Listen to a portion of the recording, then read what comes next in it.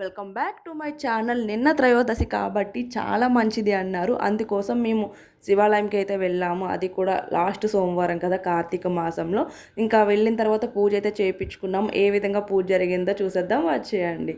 వెళ్ళిన తర్వాత అయితే అభిషేకం అయితే చేయించుకున్నాము. పాలు, పెరుగు, నెయ్యి, పంచదార అండ్ ఫ్రూట్స్తో కూడా అభిషేకం చేసిన తర్వాత గంధం కుంకుమతో కూడా అభిషేకం చేశారు. చూస్తున్నారు కదా ఎంత మంచిగా అనిపించిందో.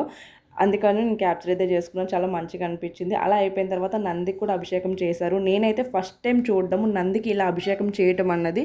అలా అభిషేకం చేసేసిన తర్వాత నందికి మంచిగా అలంకరించుకొని ఆ తర్వాత నందికి శనగలు అయితే కట్టారు. అలా శనగలన్నీ కట్టిన తర్వాత అయితే నందికి మంచిగా వస్త్రములు పూలతో అయితే అలంకరించారు. చూస్తున్నారు కదా ఎంతమంది వచ్చారో. కార్తీక మాసంలో శివాలయాలు కలకలలాడిపోతూ ఉంటాయి కదా, చాలా మంచిగా అనిపించింది. చాలా పీస్ఫుల్గా అనిపిస్తుంది నాకెందుకు శివాలయానికి వెళ్తే.